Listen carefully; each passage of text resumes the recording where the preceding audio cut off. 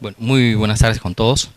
En primer lugar, para agradecer a la institución que ha tenido a bien participarnos de este tipo de conferencias. En segundo lugar, bueno, me facilita mucho las cosas. Ya el colega Félix anteriormente ha definido algunos conceptos que están muy relacionados con lo que vamos a tratar. Y bueno, vamos a iniciar el tema. Me pidieron a mí en la solicitud que se hace para participar con el tema, como que era un nivel básico intermedio, entonces vamos a circunscribirnos a estos conceptos, ¿no? Revisar algunos conceptos que ya probablemente muchos de ustedes lo conocen. El shock, como ustedes saben, es un síndrome clínico que es producido por una serie de factores, de circunstancias. Muchos de ustedes lo han observado probablemente ya en su práctica diaria, de repente asociado a hemorragias, a cuadros infecciosos, como lo que acaba de hablar el colega anterior, y otra serie de circunstancias, ¿no? Pero que tienen un denominador común. Ese denominador común es que van a llevarnos a una situación de hipoperfusión. Esa hipoperfusión va a condicionar hipoxemia en mayor o en menor medida en los tejidos. Y finalmente, si esta no es corregida, va a producir una serie de cambios en la función celular, en la estructura celular misma, y a producir el daño, el cuadro irreversible, que es finalmente la fase final del shock. Luego vamos a evaluar cómo son estas etapas. Remarcarles que si bien es cierto que nosotros cuando encontramos un paciente con hipotensión lo asociamos mucho al estado de shock, pero sin embargo no se puede considerar como un sinónimo per se, ¿no? Hay pacientes que de pronto no tienen aún hipotensión en los valores establecidos, pero que sin embargo pueden estar ya entrando en un estado de shock. Por eso es importante revisar mucho del cuadro clínico asociado, ¿no?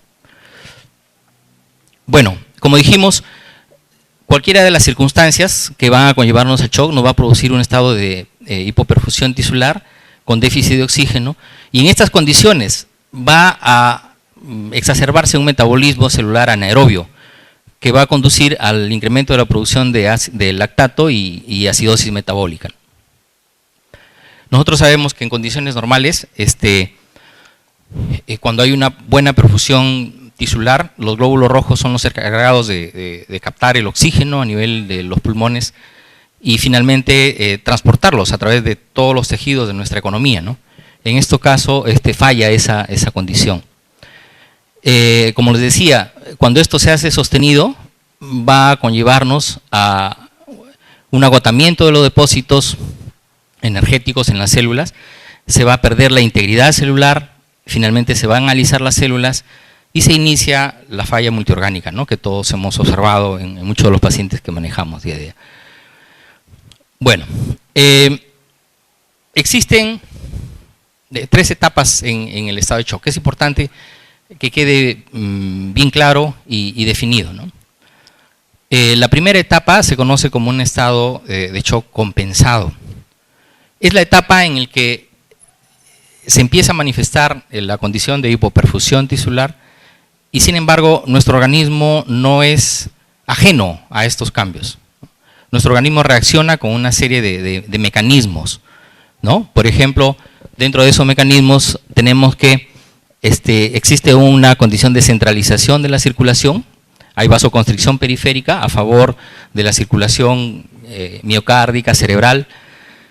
Esos mecanismos de vasoconstricción tienden a incrementar el gasto cardíaco, la frecuencia cardíaca y de alguna manera mantener un tanto el estado de perfusión tisular, ¿no? Sin embargo, estos mecanismos lamentablemente no pueden ser permanentes en el ser humano. En algún momento llegan a fallar y entramos a la fase de shock descompensado, ¿no? El cuadro clínico que vamos a observar en esta etapa inicial, cuando está aún compensado, es desaparición progresiva de las venas del dorso de las manos, pies, hay frialdad, puede haber algún grado de palidez cutánea, debilidad muscular, oliguria, en fin, ¿no? Pero aún así la presión, como decíamos inicialmente, puede mantenerse con valores aceptables. Entonces, es la etapa en la que en realidad deberíamos manejar todos esta condición con la finalidad de que el paciente no progrese a las etapas siguientes y se torne su manejo irreversible, ¿no? Lamentablemente, cuando estos mecanismos fallan, se pasa al estado del shock descompensado, ¿no? Fallan los mecanismos y empieza a disminuir el flujo a nivel de los órganos y vamos a observar ya hipotensión, deterioro neurológico, la presencia de pulsos periféricos débiles, mayor disminución de la diuresis y alguna condición de acidosis metabólica, ¿no?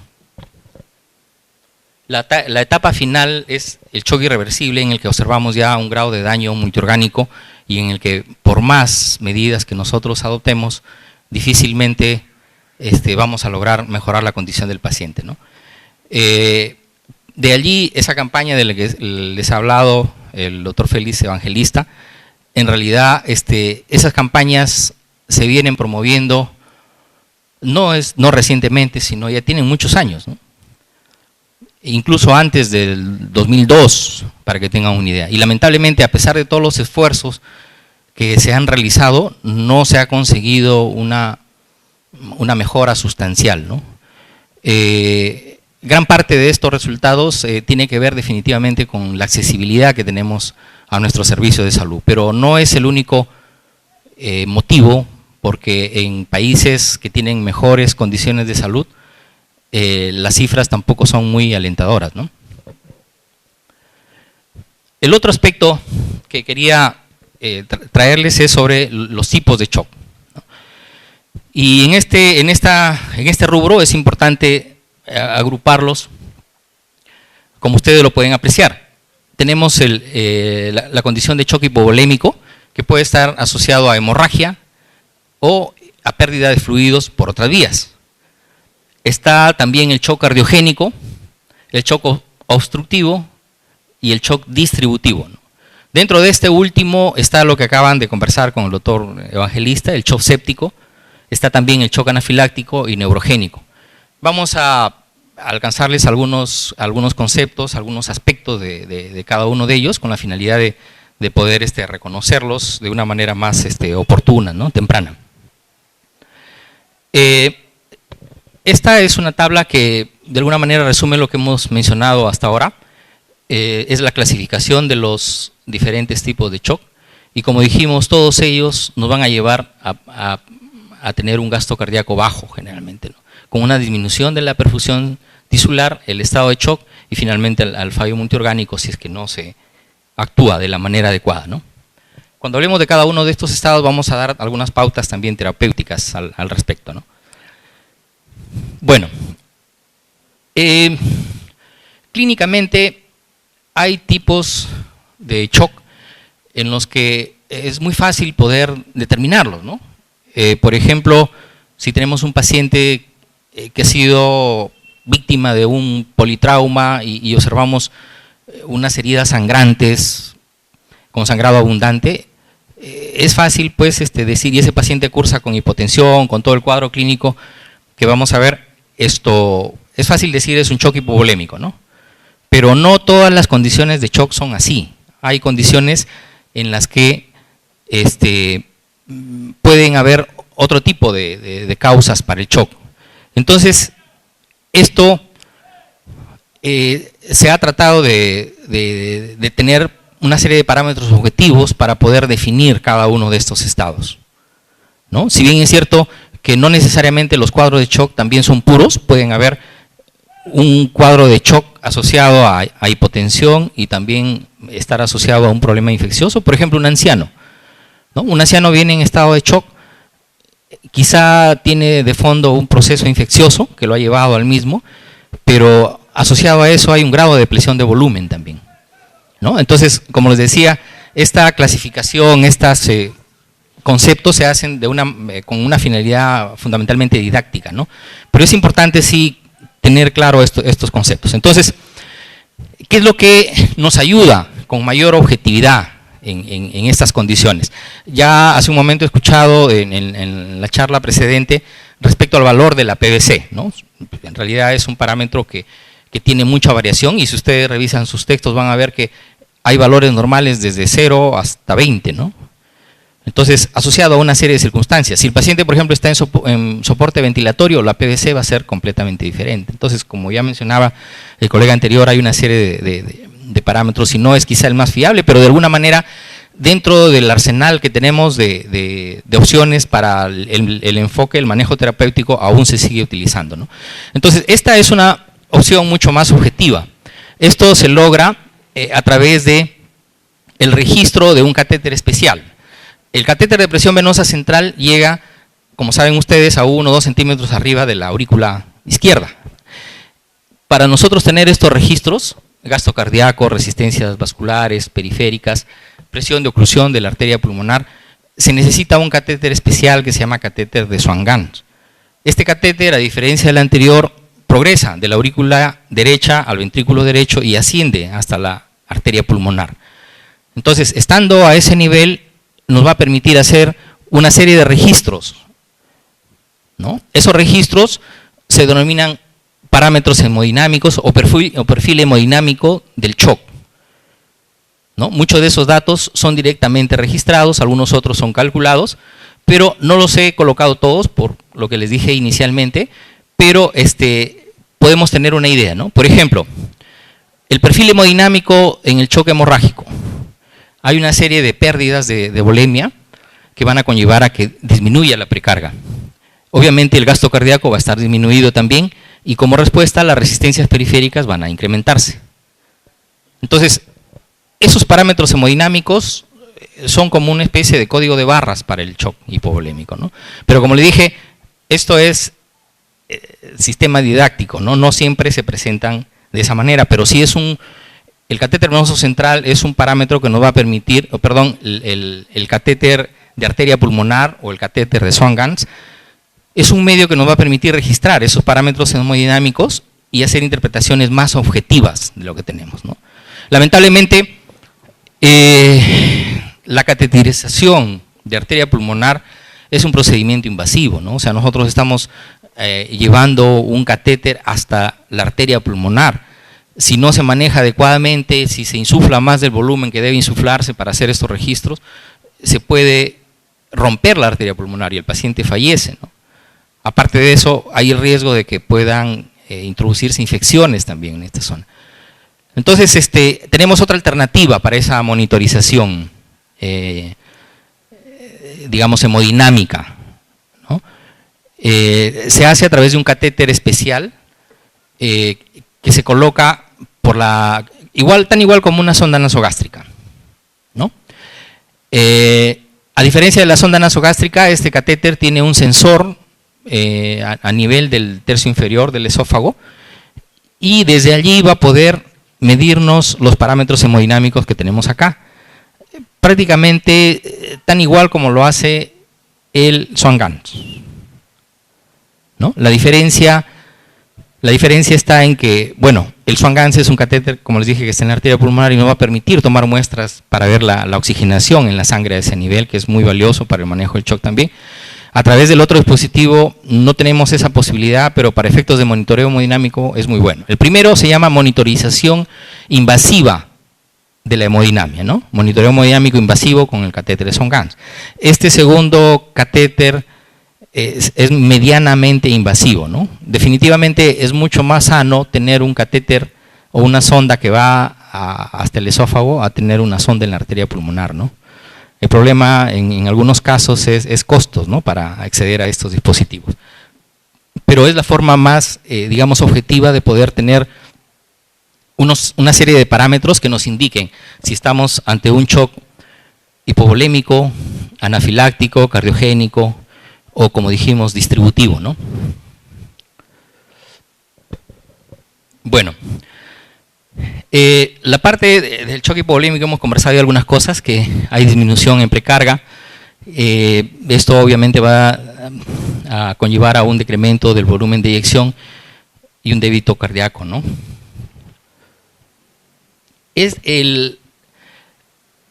Dentro de las casuísticas en pediatría, las pérdidas por el tracto gastrointestinal sobre todo, es la causa de muchas muertes a nivel mundial, ¿no? Entre los niños, sobre todo a nivel de pediatría. Las causas que llevan al shock varían, obviamente, de acuerdo a los grupos etarios. El hospital donde laboro trabaja más con una población de ancianos, entonces fundamentalmente nosotros vemos ahí el shock asociado a sepsis y a problemas de volumen, ¿no? De volemias. En pediatría es la volemia la principal causa de muerte, ¿no? En este grupo.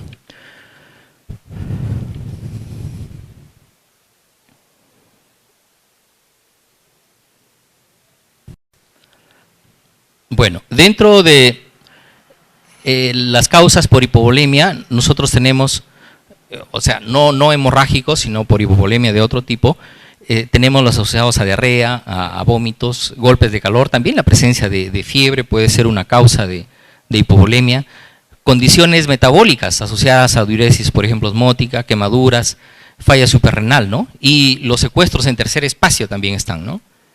Los problemas de pancreatitis, por ejemplo, en casos de peritonitis, en fin, ¿no? Son las causas más frecuentes. Y dentro de las causas hemorrágicas, lo que lleva la mayor frecuencia son las causas traumáticas, ¿no? En teoría se dice que debe haber una pérdida mayor al 30% del volumen vascular, del volumen hemático total, para tener la sintomatología del shock. Y la sintomatología va a ser más aguda, más ostensible, mientras más rápidas sean estas pérdidas, ¿no?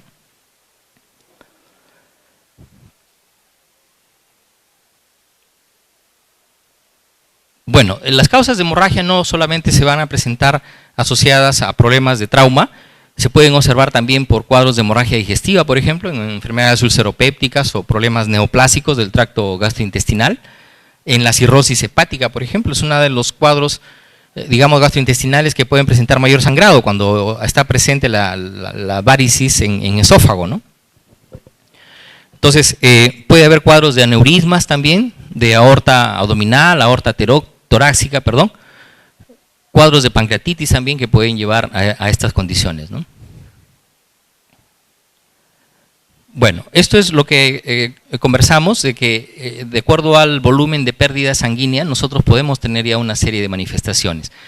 Y cuando estas pérdidas son mayores al 30%, ya nosotros empezamos a evidenciar una serie de cambios hemodinámicos que nos van a hacer sospechar del cuadro. Pero previo a estas pérdidas, con volúmenes menores, incluso de 15%, nosotros podemos tener ya algún tipo de sintomatología, ¿no? Como una condición de taquicardia leve, puede haber algún grado de ansiedad, en fin, ¿no? Y obviamente en la medida que estas pérdidas se incrementen, van a producir mayores molestias, un mayor cuadro clínico, ¿no? Esto es lo mismo que hemos visto en el cuadro anterior. Cuando la pérdida de volumen es escasa, tenemos ligera ansiedad, puede haber un volumen urinario disminuido ligeramente, la frecuencia cardíaca también, pero no llega a valores que van a producir mayor daño en los tejidos, ¿no?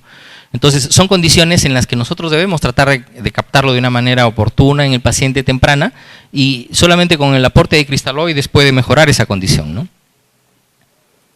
Si la pérdida es mayor, obviamente las molestias van a incrementarse, ¿no? Con pérdidas mayores, como dijimos, al 30%, ya el débito urinario va a caer, ¿no? Entre 5 a 15 mililitros por kilo por hora. Y obviamente si estas pérdidas son mayores, el paciente puede llegar incluso hasta anuria y a otros síntomas de disfunción orgánica a otros niveles, ¿no? Bueno, lo importante, como les decía, dentro de estos cuadros clínicos es detectarlo de una manera más precoz, ¿no? Eso nos va a ayudar a que la atención al paciente sea más adecuada y obviamente con resultados mucho más benéficos, ¿no? en cuanto a la terapéutica que vamos a administrar.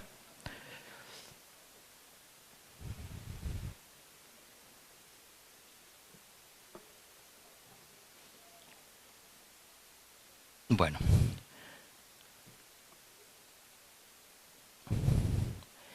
Hay un punto que es muy importante respecto a al uso de cristaloides y coloides. Yo asumo que lo han conversado también o ya les han presentado en la charla anterior. Los estudios últimos no han llegado a una conclusión, digamos, evidente a favor de los coloides respecto a los cristaloides. ¿Ya? Al menos el punto que se evalúa en general es la mortalidad, ¿no? Entonces, no se ha observado un descenso importante en la mortalidad por usar coloides y cristaloides. Entonces, quienes trabajen en algún centro en el cual no se dispone de cristaloides, esto quería recalcarles porque yo sé que muchos de ustedes probablemente están en ese nivel, entonces no tengan temor de usar los cristaloides, ¿no? Lo más importante, como dijimos, lo conversaron en la charla anterior, es monitorizar al paciente, ¿no? Monitorizar al paciente y tratar de determinar si es que con la administración de fluidos nosotros tenemos algún grado de sobrecarga de volumen en el paciente, ¿no? Para no excedernos con volumen. Sin embargo, en las últimas guías se promueve el uso, incluso de 3:1 se habla, ¿no? Hay una relación, o sea, un volumen de 3:1 de cristaloides respecto a la administración de coloides, ¿no?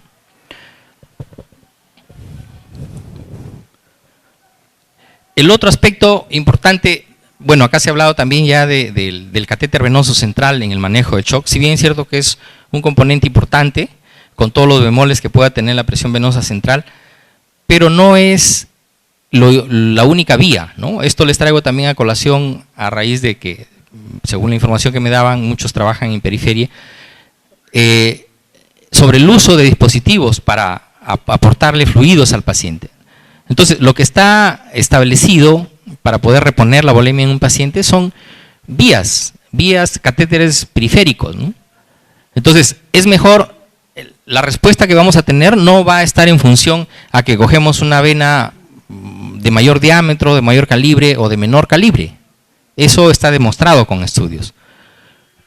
El mayor nivel de perfusión de volumen lo vamos a lograr cuando usamos esos catéteres periféricos cortos y con mayor diámetro, en cualquiera de las venas que estén, porque finalmente la vena va a distender, va a recibir la capacidad. Entonces mucho va a depender al mayor diámetro y a la menor longitud de ese catéter para poder infundirle líquidos, ¿no? Entonces, este es otro punto que quería yo resaltarles a ustedes, ¿no? Que probablemente están en un nivel de trabajo periférico, ¿no? Porque justamente es acá donde debe captarse de una manera más pronta el paciente. O sea, no buscar transferirlo al paciente inmediatamente que ustedes detectan algún signo de shock. Porque ¿cuánto tiempo va a tomar en llegar ese paciente a donde lo piensan transferir? Entonces, ya con el doctor han visto el tiempo de oro que hay para el manejo de la sepsis, ¿no? Entonces, de repente, el traslado de ese paciente va a tomar un mayor tiempo que el que ustedes van a demorar más en trasladarlo que el tiempo que tienen para poder recuperar a ese paciente. Y como hemos visto, de acuerdo a los mecanismos fisiopatológicos que hay en las etapas del shock, entonces, si nosotros ya pasamos a una etapa donde estamos en un estado de daño tisular, va a ser muy poco lo que podemos hacer, por más que el paciente lo llevemos al centro más sofisticado y le pongamos las vías habidas y por haber, ¿no? Para infundirle volúmenes, o le coloquemos un catéter Swan-Ganz o cualquier otro dispositivo. Entonces, este concepto yo lo traía justamente a raíz de esta situación y pedirles, ¿no? Que lejos de preocuparse en desesperarse por enviar al paciente, tratar de infundirle fluidos, ¿no? Eso ya ha quedado claro en la exposición anterior que han hecho también. La primera medida es el rescate con fluidos. Rescate con fluidos sí se puede hacer perfectamente a través de una vía periférica, ¿no? Bien, al final de esto vamos a hacer un fluxograma donde tenemos una idea, digamos, integrada del manejo del shock, ¿no? Que el tipo de shock más estudiado es el shock séptico. Entonces, en función a este tipo de shock es que se ha hecho ese fluxograma para que tengan una idea más completa del manejo del shock, ¿no? Que se propugnan en las guías actuales. Entonces, Respecto al shock cardiogénico, gracias. Respecto al shock cardiogénico, este shock va a presentarse comúnmente asociado a problemas de infarto agudo de miocardio. Y básicamente se dice de que lo que encontramos es una disfunción sistólica, ¿no?, que va a generar una contractibilidad menor en el miocardio y un débito cardíaco disminuido. Lo asocian a infartos que comprometen entre 40 y 50% del ventrículo izquierdo, de la masa ventricular izquierda, ¿no? Pero el shock cardiogénico no es la única causa, no es el infarto agudo de miocardio. Vamos a ver qué otras causas tenemos, ¿no? Entonces, la mortalidad en estos casos en realidad está encima del 80%, ¿no?, para que tengan una idea. Como ya les dije, cursa con vasto cardíaco bajo. La presión venosa central tiende a estar incrementada, igual la presión de oclusión de arteria pulmonar, si es que hay la posibilidad de disponer del Swan-Ganz para medirlo, y las resistencias vasculares van a estar disminuidas. Entre otras causas de shock cardiogénico, puede estar también la ruptura de la pared septal, ¿no? Ustedes saben que pueden haber una serie de malformaciones a nivel del septum, y puede ocurrir en algunos casos problemas de ruptura, presencia de tumores que puedan romperse también y generar esta condición, problemas de miocardiopatía dilatada, arritmias, ¿no? Dentro de las arritmias más frecuentes que hemos observado está la fibrilación auricular, ¿no? Y sobre esto no necesariamente tiene que haber frecuencias cardíacas. Obviamente, mayor frecuencia cardíaca va a haber más riesgo de que el paciente llegue a hipotensarse, ¿no? Pero yo he observado cuadros de shock asociados a frecuencias de 160, 170 nada más, por problemas de fibrilación, ¿no? Entonces, mucho va a depender de la condición cardíaca subyacente, ¿no? Si es un paciente que ya tiene un grado de daño cardíaco mayor, probablemente una frecuencia cardíaca no tan alta va a generarle estos problemas, ¿no? Otras causas cardíacas las tenemos en el taponamiento cardíaco. Esto ya pasa a constituir parte del shock obstructivo, ¿no?, como lo vamos a hacer más adelante. El cuadro clínico típicamente va a presentarse con dolor, ya sea en casos de infarto de miocardio o en casos de arritmias, ¿no? La arritmia, la frecuencia alta va a producir un dolor de tipo.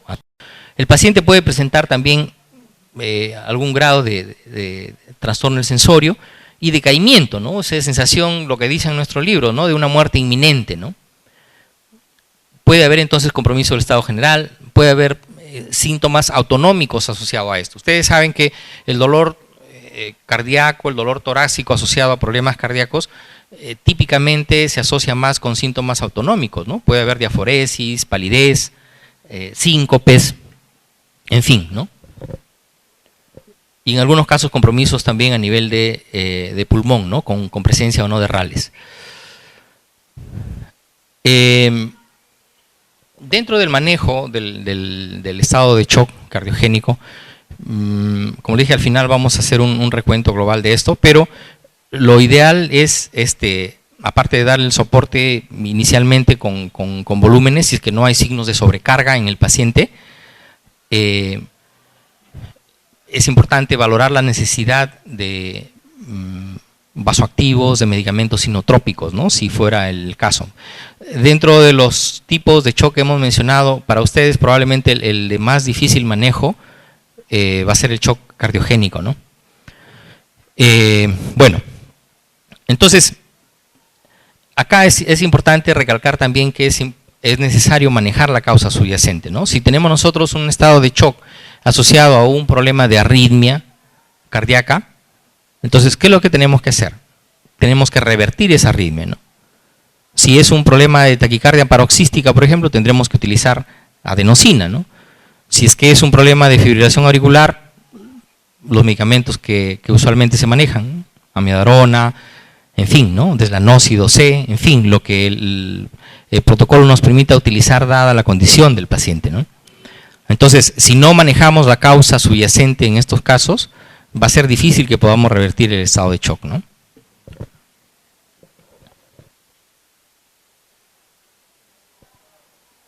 Dentro de los medicamentos usados para el manejo de shock tenemos la dobutamina, que mejora fundamentalmente la contractilidad cardíaca, va a mejorarnos también el gasto cardíaco y el volumen sistólico, ¿no? Tiene un efecto inotrópico positivo. La noradrenalina nos va a mejorar el gasto cardíaco y también el flujo sanguíneo a nivel coronario, ¿no? Yo asumo que esto lo han tratado también en la charla anterior respecto a los medicamentos vasoactivos, sinotrópicos que se manejan en el shock. De esto vamos a conversar un poquito más al final para que quede claro cuándo se usa uno y cuándo se usa el otro, ¿no? Si hay signos de sobrecarga de volumen, es importante usar diuréticos también. Evaluar el uso de bicarbonato si es que hay una condición de acidosis asociada. Y obviamente, como dijimos, el inicio de todo manejo es con el aporte de fluidos, ¿no? Bueno, el shock obstructivo está dado por lo que se conoce como taponamiento cardíaco, que puede ser de diferentes tipos, ¿no? Puede ser agudo, puede ser crónico, puede estar asociado a pericarditis constrictiva también. El tromboembolismo pulmonar masivo también nos puede llevar a un cuadro de este tipo. El cuadro clínico, la fisiopatología es exactamente igual que la del shock cardiogénico. O sea, hay un grado de disfunción sistólica, que es la que nos conlleva a una hipoperfusión tisular y disminución del débito cardíaco, ¿no? Como dijimos, el taponamiento cardíaco puede ser agudo, subagudo en caso o crónicos en caso de neoplasias, en caso de tuberculosis también, la tuberculosis también nos puede llevar a esta condición. Y de acuerdo a la presentación de la sintomatología, la agudeza del cuadro, vamos a tener uno u otro cuadro clínico, ¿no?, asociado. Si les decía yo de que es importante acá el manejo etiológico en estos casos, ¿no? Si nosotros tenemos un shock obstructivo asociado a un problema de taponamiento cardíaco, el paciente no va a mejorar mientras no evacuemos esa cantidad de líquido exacerbada que tiene a nivel del pericardio, ¿no? Entonces hay un procedimiento que se llama pericardiocentesis, ¿no?, que consiste en colocar un catéter. Esto se puede hacer también con un catéter que se usa para la vía central, ¿no?, para la presión venosa central. Por debajo del apéndice sifoide se ingresa en sentido, digamos, dirigido hacia arriba y ligeramente hacia atrás para acceder a ese espacio pericárdico. Entonces, cuando hemos accedido a este espacio, se procede a drenar, que puede utilizarse una llave de 3 vías para este drenaje, o simplemente instalarlo, el catéter. Se puede pasar una guía ahí, como les decía, tan igual como el catéter venoso central, e intermitentemente ir drenando el volumen que está ocasionando la constricción del músculo cardíaco. Entonces, es la única forma para poder ayudar al paciente, ¿no? Uno de los casos que tuve la oportunidad de asistir respecto a estos problemas era de un paciente que finalmente tuvo una neoplasia en pericardio. Él gradualmente manejaba presiones bajas hasta que finalmente llega al hospital en una condición de hipotensión. Llega hipotenso, con la piel diaforética, pálida, o sea, habían signos evidentes de shock. Entonces, aparentemente no teníamos causas infecciosas, no había evidencia de pérdidas de volumen, el paciente presentaba un dolor torácico crónico, ¿no? Y la primera alerta que tuvimos con este paciente fue la presencia de complejos pequeños con el electrocardiograma, ¿no? El electrocardiograma va a mostrarnos unos complejos muy pequeños. Cuando evaluamos a este grupo de pacientes, vamos a tener también la presencia de tonos cardíacos muy disminuidos. Entonces eso nos hace sospechar, ¿no?, de que probablemente hay algún volumen en el pericardio que está ocasionando esos cambios. Entonces, una primera confirmación de lo sospechado se hace con un estudio radiográfico sencillo, ¿no? Entonces vamos a poder observar un mediastino probablemente ensanchado, ¿no? Y finalmente el examen más importante para poder precisarlo es una ecocardiografía, ¿verdad?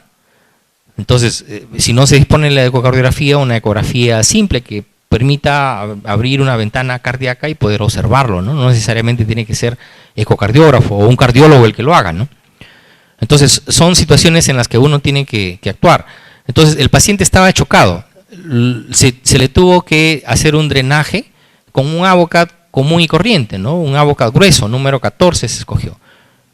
Entonces, se le drenó parte del líquido y la presión arterial mejoró, ¿no?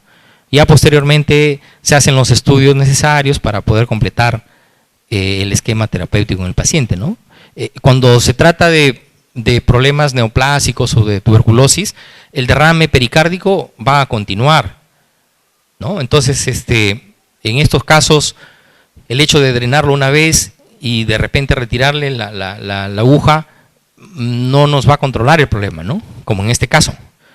Porque en él sí, asumíamos de que era un cuadro agudo, no sabíamos de la cronicidad del cuadro todavía al inicio, se le retiró el catéter y nuevamente empezaba a hacer hipotensiones. Entonces hemos tenido que hacerle drenajes pericárdicos 2 hasta 3 veces, ¿no? Ya después se le dejó el catéter. Y finalmente, el tratamiento definitivo para esto es hacerle un procedimiento que se llama ventana pericárdica, ¿no? El pericardio, esto lo hace el cirujano cardiovascular, obviamente. El cirujano cardiovascular tiene que aperturar la cavidad pulmonar y llegar hasta la zona del mediastino, ¿no? Del pericardio. En esa zona practica una abertura, un hueco, en otras palabras, en el pericardio, de tal manera que haya comunicación entre el pericardio y la cavidad pleural. Entonces, de tal manera que el líquido que se acumula en pericardio pueda drenar permanentemente a través de la cavidad pleural. Ya en la cavidad pleural, después que se ha cerrado, se coloca un tubo de drenaje, ¿no? Entonces, para el paciente eso le permite la posibilidad de no tener mucha exposición a los riesgos de infección, porque ustedes saben, tener un catéter, un dispositivo en el pericardio implica mucho riesgo de infección, ¿verdad? Entonces, ese drenaje a través de la ventana pericárdica es una opción no solamente terapéutica, sino también de diagnóstico, porque el cirujano vascular debe tomar una muestra del pericardio, ¿no? Para los estudios histopatológicos, el estudio de líquido, en fin, con la finalidad de poder determinar la etiología, ¿no? De lo que tenemos en cuenta. Bien, sobre shock séptico, yo he visto que han conversado ya bastante. Nada más recalcarles acá de que puede haber una fase hiperdinámica y una fase hipodinámica que está asociado a los cambios hemodinámicos que hay. Entonces, no voy a ahondar mucho respecto a esto.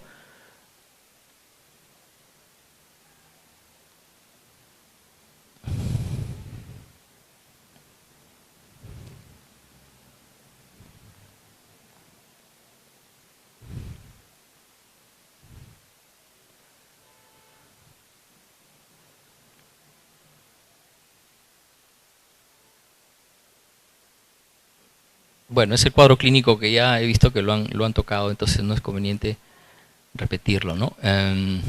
Respecto al tratamiento, las pautas las han mencionado también, ¿no? Igual que en todos los tipos de shock, lo más relevante es la administración de fluidos, ¿no? El rescate de fluidos oportuno. En el caso de shock séptico, cuenta mucho el inicio de la antibiótico terapia,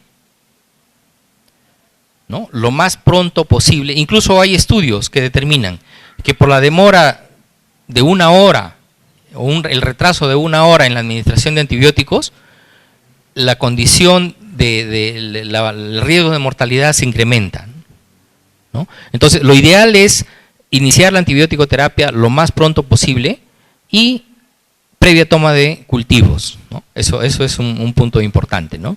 Obviamente, la antibiótico terapia, también lo mencionó el colega, con el uso o el respaldo de la procalcitonina, que tiene un rol muy importante, aunque en estos casos muchas veces pensar en disponer de una prueba de procalcitonina muchas veces es difícil, ¿no? Entonces, la procalcitonina tiene mucho más valor actualmente, no para el inicio del antibiótico, sino para ver cuánto tiempo mantenemos la terapia con antibiótico, ¿no? Ya, eso también me parece haberlo escuchado, que lo han mencionado, entonces no vamos a reiterar sobre este aspecto, ¿no?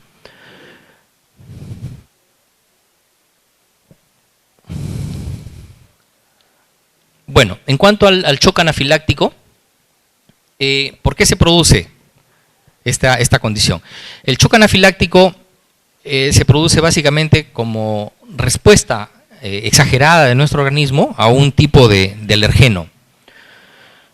Es una respuesta exagerada. En general, los pacientes han sido ya previamente expuestos a este antígeno y tienen ya un poco de memoria sobre una reacción alérgica a esto, y hay una respuesta exagerada que está mediada por la inmunoglobulina E y que afecta directamente a las células, a los basófilos y a los mastocitos, ¿no? Estos van a producir una serie de sustancias vasodilatadoras, ¿no? Como las prostaglandinas, histaminas, en fin. Todas estas sustancias van a conllevar a un grado de vasodilatación en el paciente. Y también va a producirse cambios de broncoespasmo. O sea, esa condición de vasodilatación va a producir el edema intersticial que se observa en estos casos. Puede haber edema pulmonar también. Y asimismo puede producir vasoconstricción, broncoconstricción, ¿no? A nivel de todo el árbol bronquial.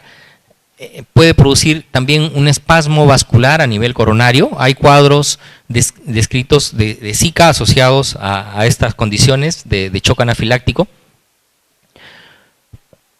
Y dentro de las causas de esta condición están medicamentos, obviamente. Potencialmente todos los medicamentos que recibimos pueden llevar a un estado de esta naturaleza, ¿no? Entonces es importante que ustedes le recuerden a sus pacientes que si hay algún medicamento que lo toman por primera vez, repare, ¿no? En algún cambio que pueda, digamos, tener este riesgo, ¿no? Está el veneno de los insectos también, sustancias de contraste, que se lleva un gran porcentaje de estas condiciones. Productos hematológicos, definitivamente, hay problemas de incompatibilidades, de factor, no solamente de grupo, que pueden conllevar a estas circunstancias. Y definitivamente también los alimentos, ¿no? Entonces, esto ya lo mencionamos, hay hipotensión con una hipotensión arterial, taquicardia, bradicardia puede haber, piel fría, diaforética, presencia de oliguria, obviamente, que es parte de todos los cuadros de shock, trastornos del sensorio, que nos llevan finalmente a la condición de acidosis, ¿no? Dentro del manejo, la terapia de oro para estas condiciones se hace con la epinefrina, ¿no? Ustedes saben, la administración subcutánea puede salvar la vida al paciente, ¿no? La ampolla que viene al 1 por 1000 se puede administrar la tercera parte o la mitad, viene 1 centímetro cúbico, o sea, hasta 0.5, y esto puede administrarse vía subcutánea o puede administrarse también vía endotraqueal. Hay pacientes que vienen en estas condiciones con espasmo laringio, ¿no? Entonces puede administrarse directamente por la vía traqueal, ¿no? Obviamente el tratamiento complementario es a base de corticoides, antihistamínicos y fluidos, ¿no? Cuando la condición lo requiere, ¿no?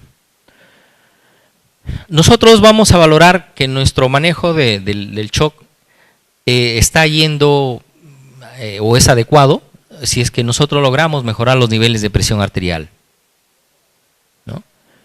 Eso se va a dar de una manera gradual, ¿no? Disminuye la frecuencia cardíaca, aumenta la cantidad de orina. Actualmente, por ejemplo, tenemos una paciente en el hospital, ¿no? que ha llegado, es una paciente cirrótica que llega con compromiso hemodinámico, ¿no? La causa, bueno, trae asociado un problema de ascitis a gran volumen, no es una ascitis a tensión en realidad, ¿no?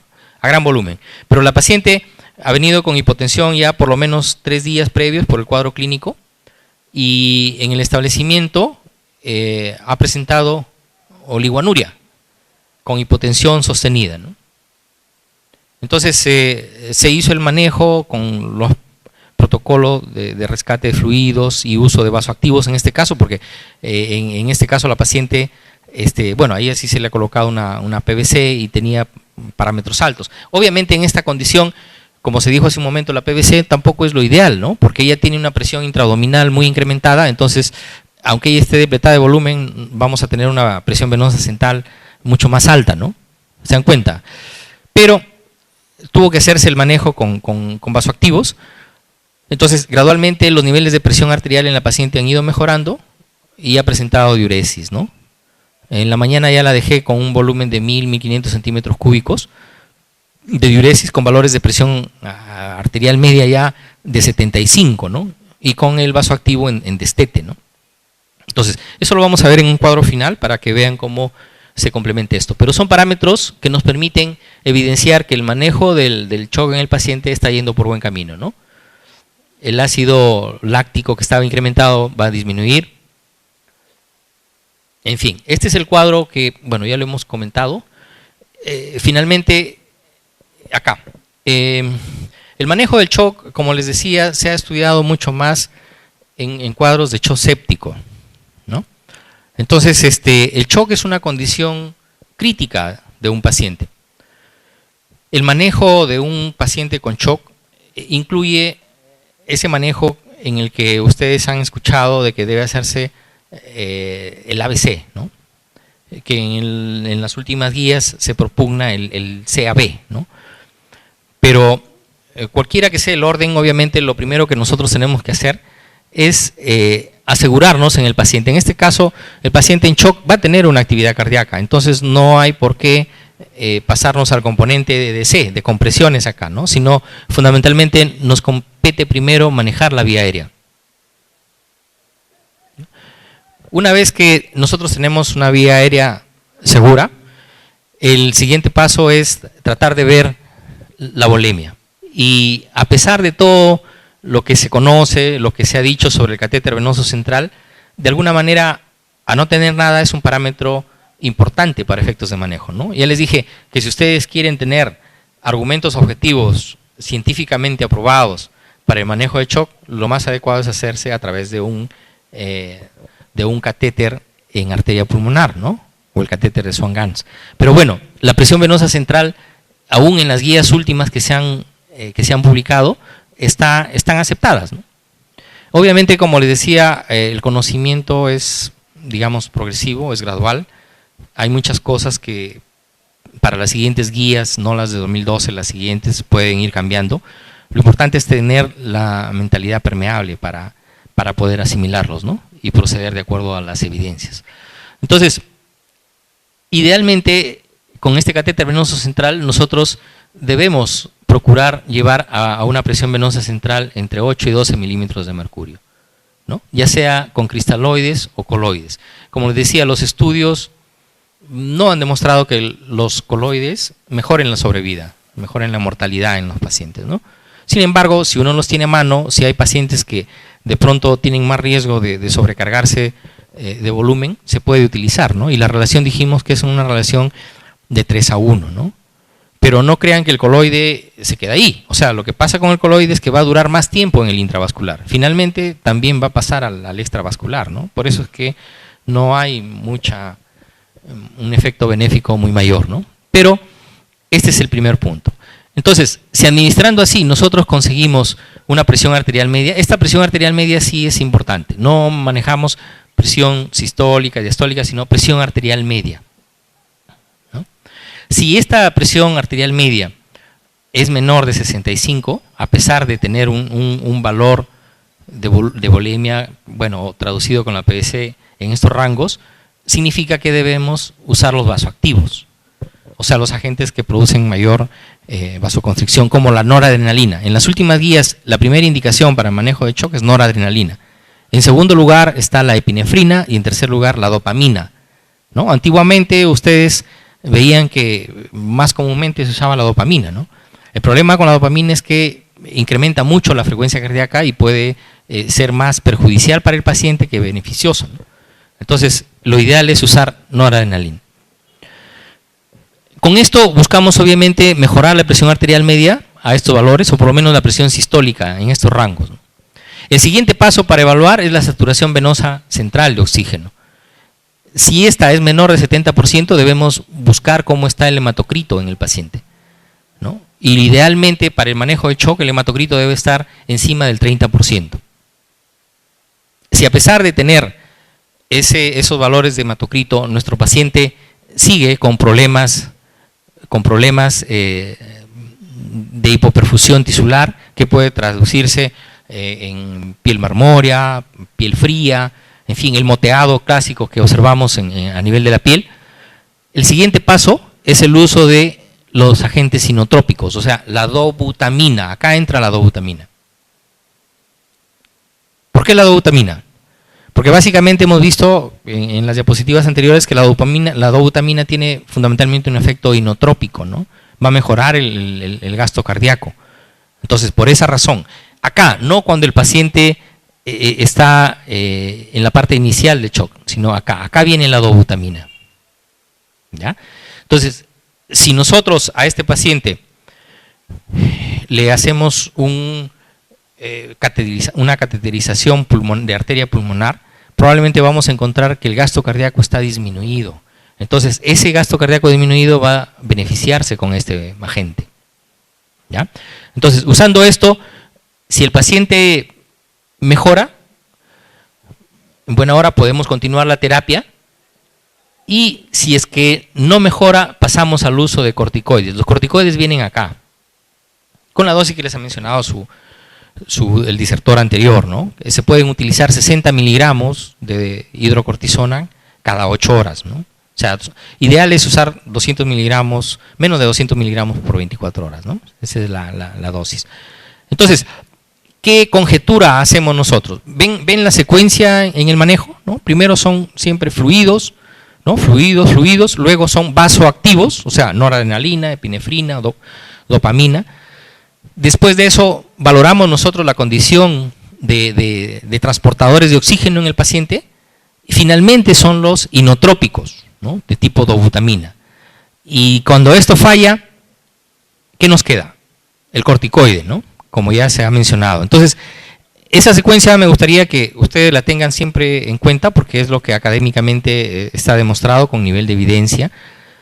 Y el uso de corticoide de alguna manera está asociado a que, así como ha habido disfunción de órganos diversos en diferentes puntos de nuestra economía, respiratorio, cardíaco, neurológico, hepático, gastrointestinal, en fin, puede haber también un fallo a nivel suprarrenal, ¿no? Entonces, es la justificación para el uso de este tipo de medicamentos, ¿no? Obviamente, esto debe hacerse dentro de un área de hospitalización, y idealmente en las áreas de cuidados críticos, ¿no? Bueno, esos son los puntos, los conceptos que quería traerles para compartir con ustedes. Si tienen alguna inquietud, alguna pregunta, estamos llenos a responderla.